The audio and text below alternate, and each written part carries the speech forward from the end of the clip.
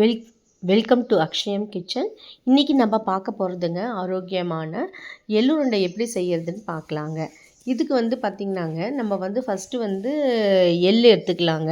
எள் வாங்கிங்க கடையில் வாங்கினோடனே அப்படியே யூஸ் பண்ணக்கூடாதுங்க. நல்லா தண்ணியில் போட்டு அலாசி அதில் இருக்கிற மண்ணெல்லாம் போகிற அளவு நல்லா கழுவிட்டுங்க, நல்லா வெயிலில் 2 நாள் 3 நாள் நல்லா மொறுன்னு காய வச்சிடணுங்க.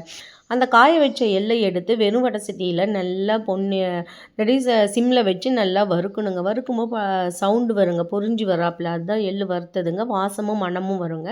அப்புறம் அந்த எள் எடுத்து நம்ம மிக்சியில் போட்டுங்க, அதுக்கு தகுந்த கருப்பட்டி போட்டுக்கணுங்க.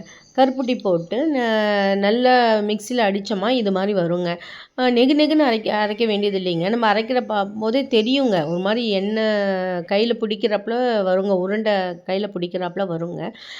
எடுத்துட்டுங்க எல்லாமே ஒன்றா அரைக்காமல் கொஞ்சம் கொஞ்சமாக அரைச்சி இது மாதிரி உருண்டை பிடிச்சி வச்சுக்கலாங்க. அவ்வளோ டேஸ்ட்டாக இருக்குங்க. ஆரோக்கியமான உணவுங்க. குழந்தைங்களுக்கு செஞ்சு கொடுங்க. ஹெல்த்தியான உணவுங்க.